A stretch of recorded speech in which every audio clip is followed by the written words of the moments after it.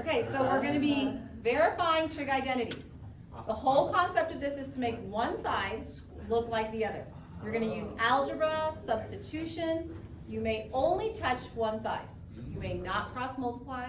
You may not multiply the whole thing by some quantity, because then you've touched both sides. Okay, we're going to start on the right-hand side. We have cosecant squared x minus 2 cotangent x. Okay, do we know that cosecants and cotangents play well together? Yes, they do. Great. So we want to make a substitution. This left-hand side has only cotangents. So let's get rid of cosecant squared x. What is cosecant squared x equal to? Anybody? We're supposed to answer. 1 plus cotangent squared x. Good, Guillermo. Cosecant squared is 1 plus cotangent squared. So put your equals here. Oops, hold on. Here we go. Put your equals here. Cosecant squared is 1 plus cotangent squared x minus 2 cotangent x. Okay, so now we need to factor. Look at the left-hand side. The cotangent has to be at the back. The 1 has to be at the front. So let's switch those two terms. This is 1 minus 2 cotangent x plus cotangent squared x.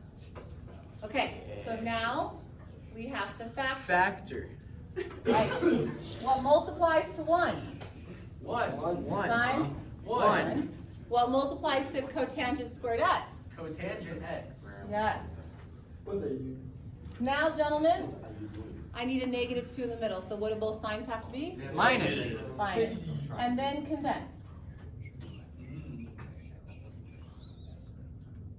Okay, I would like to show you, just for fun, the reverse direction now. Okay, so we went, okay, so if I finish this, this would say this. At the end, I have now proven both sides are mathematically the same. Now, just for fun, let's see the other direction of this problem. Okay, so here's a line. We're going to restart the problem. This time we're going to go left side to right side. Okay, so on the left-hand side, what is the first thing I'm going to have to do? I have 1 minus cotangent quantity squared. I'm going to, Factor it out. right, FOIL it out. So basically, 1 minus cotangent x times 1 minus cotangent x equals. I'm going this way. All right, so let's FOIL. 1 times 1 is 1. Outers gives me a negative cotangent x. Inners gives me a negative cotangent x. And that gives me a positive cotangent squared x. Okay, combine your like terms.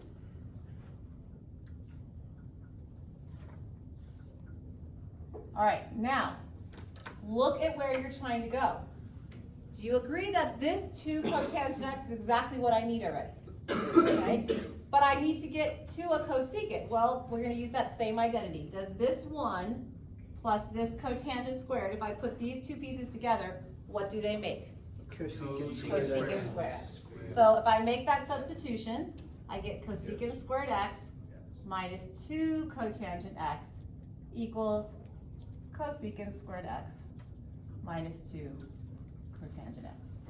Okay, so this problem, you can see both directions are about the same number of steps.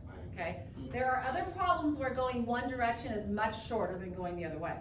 This one is kind of nice, you can see both directions clearly. Okay, so we need to talk, yes? Will that be like on a potential test? Would you ask us to maybe do both sides to see? I will if it not. could be done? I will not. I will only ask you to go one direction, okay? So I don't care which side you start with, but we're gonna go one direction. All right, so gentlemen, let's look at problem 4, please, because this has a teaching concept in it. Okay, here we go. I want you to look at problem 4. You can't cross multiply. You cannot cross multiply. That is what people want to do, and you cannot do that. Now, this problem, I tend to think of myself as out in the middle of the ocean, doggy paddling, because I feel like there's not much I can do. You're like floundering. There's like, okay, look at all the trig functions. Are they all linear? Yes. So there's no Pythagorean substitutions that can be made. Okay? Am I already in sine and cosine, the two basic functions? Yes. So I can't switch to sine and cosine. So a lot of the techniques that we try and do, make Pythagorean substitutions, go to sine and cosine. We can't do that here because we're already in basic and we're linear. Okay, this is a problem where you need to bring something in to kind of get this problem going, okay? So here's the catch. What we normally bring in is the conjugate of a binomial. Now, let me explain why. If you multiply two conjugates, you get a difference of squares. So I'm gonna go up here and just review for just a moment. What are conjugates? A plus B has a conjugate of A minus B. Okay, 2 plus 3i has a conjugate of 2 minus 3i. When you multiply conjugates, the outers and inners cancel and you get a difference of squares.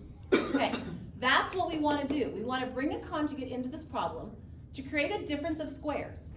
With a difference of squares, we can probably make a Pythagorean substitution and then kind of get this problem moving. Okay, now I can start either way. I'm going to choose to start left and go right. Okay, so look at the denominator of the left-hand side. That is 1 minus sine beta. Who is his conjugate? 1 plus sine beta. Right, so I'm going to multiply that to top and bottom. Now, people ask me, why can you do that? Am I multiplying by the number 1 if I make the top and bottom the same? Yes. Okay, so you ready? Here we go. I'm going to do 1 plus sine beta over 1 plus sine beta, and that's going to multiply cosine beta over 1 minus sine beta. And there's my equals. So I'm only touching the left-hand side, and I'm multiplying by the conjugate of the binomial to create some difference of squares. Okay, so now, a lot of students ask me, should you distribute this cosine? No. No, look over here. Don't you want a 1 plus sign on the top? So we want this quantity, do not distribute this because it will not help you. Okay, so here we go. My numerator is gonna go like this. I'm gonna put my cosine beta first, and my 1 plus sine beta. And then I'm gonna FOIL out the bottom because that was the whole point of this. So this is gonna give me a 1 minus sine squared beta. Is everybody with me? Outers and inners cancel. Okay, now, yeah, there's a difference of squares. Is there a Pythagorean substitution for this? Yeah, 1 minus sine squared is? Cosine squared. And the problem should start to fall apart for you now. You should start seeing things. You have a cosine beta on top, 1 plus sine beta. You have a cosine squared beta on bottom. Awesome. Because what can you now? Are we in factored form? Yeah. Can we cancel? Yes. Sure, this cosine cancels this square and we're done. 1 plus sine beta over cosine beta equals 1 plus sine beta over cosine beta. Okay, so when you get a problem where you're feeling like there's nothing that can be done, you cannot switch to sine or cosines, you cannot make substitutions, you have like nothing, you're like out there floundering with nothing to do, think about bringing in the conjugate of a binomial to kind of get the problem moving. Okay? All right, that's problem 4. Flip the page.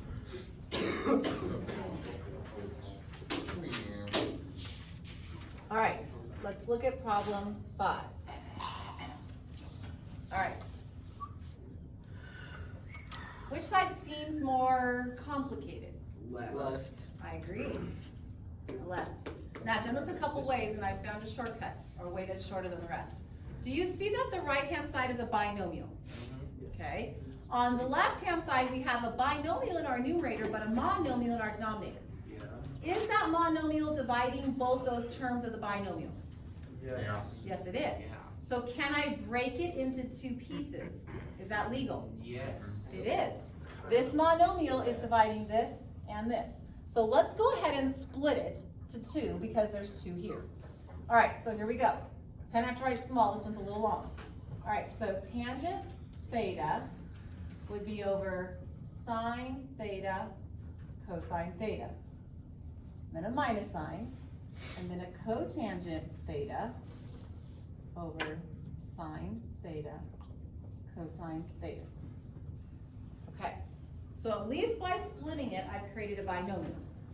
Now, hopefully through some manipulation, this term is gonna turn into who? Secant squared. That's my goal. And that this would turn into cosecant squared. That's what I'm trying to do, okay? Not smart. All right, so now, ideas. What am I gonna do? Substitute. Substitute tangent for who? Sine. Good, absolutely. So let's make a quotient out of this tangent. So we have sine theta over cosine theta, big fraction bar, sine theta, cosine theta. Okay, am I gonna do the same thing on the other piece? Yeah. Yes. So I'm gonna go cosine theta, sine theta, divided by sine theta, cosine theta. Okay, Alright, Just gives you the answer. good. Now, Flip what are it you over. gonna do at this point? flip it, cancel. Copy dot Flip. flip. Okay, so here we go. We It's the have same thing. sine theta, cosine theta, multiply, don't forget, this is over 1, so doesn't the 1 come up? So it becomes 1 over sine theta, cosine theta. That's the first piece, minus, and then do it again. Do you have to put that whole part in the parentheses, the first part? No, you do not. You can put a dot or a parentheses. Okay, and then this multiplies by 1 over, same thing, sine theta, cosine theta. Okay, so now things are looking very nice. Do we agree in the first fraction what can cross cancel? Sine. Yep, sine cancels sine. So what do you get? 1 over 1 over cosine. cosine squared. You got it. Minus, second fraction, who cancels? Cosines. And what's left? 1 over sine squared You theta. got it. And are we basically done at this point? Yes. Yes, because we know these are reciprocal functions, so this becomes, Secant squared theta. yep, minus cosecant squared, and that's what we were proving. That did turn into secant squared minus cosecant squared. Okay. All right, you see how you have to justify every step. You cannot skip. I've got to be able to see line to line clearly what's happening without guessing at your work. Yes, Do you have to, like, for step 3 in yours, you see how you multiply it? yes. Do you have to actually write that out? Or can you just say it's like sine over cosine squared sine? Because that's just like rules of algebra, basically. Yeah, but you have to show this line. It's not clear to go from here to here. So you have to show that line. Sorry, Okay. you gotta show it.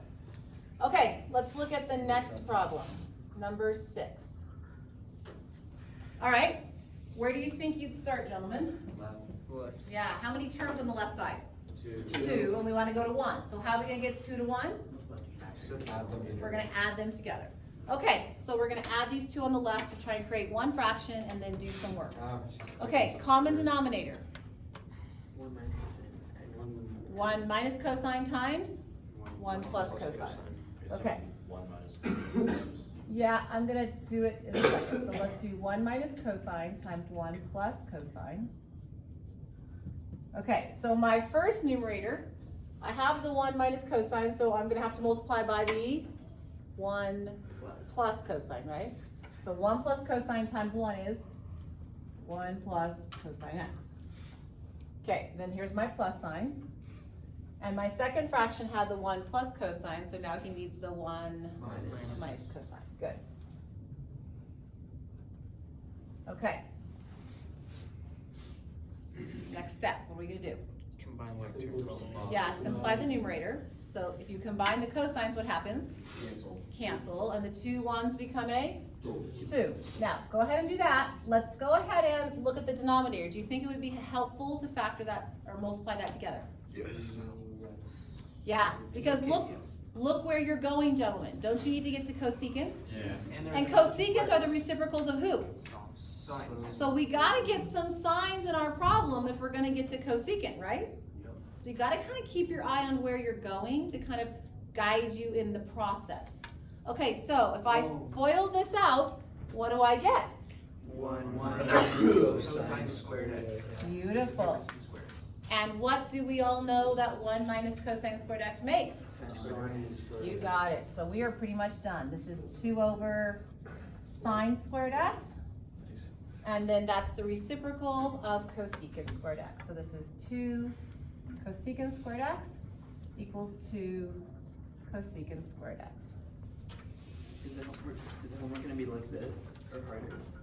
The homework is similar. There are some that are harder. There are some that are pretty straightforward. So it just all depends on what you're doing. So number 8 is looking thick. Yeah, number 8 is super fun. All right, here we go. Let's do 7 first. Here we go. Did Joe forget? All right, ready? I just realized. Okay, in the back, let's go. Number 7. Left side. Right, do you agree? Left side is way more complicated. Okay, so now let's look at the left side. We're kind of in a situation where no Pythagorean replacements because nobody is squared. How many trig functions are on the left side? 4. Yeah, there's 4 different functions. That's really hard to work with, so what do you think I might do? Right side. So make them the Make them all the same. So who can I change everybody on the left side to? Sine or cosine or a combination. Okay, so we're gonna get a big old huge complex fraction here. Here we go. Cosecant y is gonna become 1 over sine. good. Okay, plus cotangent's gonna be rewritten as Cosine. yep, over. Sine. Okay, that's kind of nice though, because at least they already have a common denominator. So on the next step, I don't have to do a lot of work. Okay, fraction bar. Okay, tangent is gonna be sine y, good, over cosine y. And then this, you can just think of as sine y over 1 if you want. Okay, so I'm gonna go ahead and, oh, yep, my equal sign, thank you. I'm going to go ahead and combine the top and combine the bottom to a single fraction and then do some, so this is algebra now. So we did some trig, now we're doing some algebra. Okay, so the top is easy. This is just gonna become Cosine y over sine. Cosine y plus 1 plus cosine y, right? Over sine y, because they're both over sine. Okay, so fraction bar. Now down here, my common denominator is going to be, cosine y. yep, cosine y. What's my numerator going to look like? Sine y plus Good, there's a sine y, but then the next term is a cosine sine y times a cosine y. Can we all agree? Yes. There's a product there. Okay, and this is my equal sign still. Okay, so here we go. At this point, Take out the sign. Why? yeah, do you see that this has a common sign y? Okay, but let's go ahead and copy dot flip, and then in the flip, Guillermo, I will go ahead and factor that. Okay. Okay, so here we go. I have 1 plus cosine y over sine y multiplied by, now flip this, so the cosine y goes up, do we all agree? And then we do need to factor out that GCF. Otherwise, this problem will not fall apart. If you factor it out, you're gonna see it falls apart. So pull out the sine y, and what's left? 1 plus cosine y. Yeah, 1 plus cosine y. I forgot what to keep. Okay, so now You can cancel you can cancel what? the 1 plus cosine y. 1 plus cosine y with 1 plus cosine y. Okay, so I'm kind of out of space going down, so I'm gonna draw an arrow and come back up here. All right, so what do I have left in this problem now when I multiply it back together? Cosine y over sine squared y. Perfect. That is it. I have a cosine y over a sine squared y. There's my equals. Now, where are we trying to go? To a cotangent multiplied by a cosecant. Okay, tell me what cotangent is? Cosine over sine. Cosine over sine. Look what you have, gentlemen. And what is a cosecant? 1 over sine. 1 over sine. Do I have all that? Yes. Now I just have to show it to my teacher though. So here we go. We're gonna split this up into 2 pieces. Cosine y over sine y. That's showing her, there's my cotangent. Multiplied by a 1 over sine y. And now it is very clear that we end up with cotangent y times cosecant y equals cotangent y cosecant y. All right. What's Woohoo! Hot tea.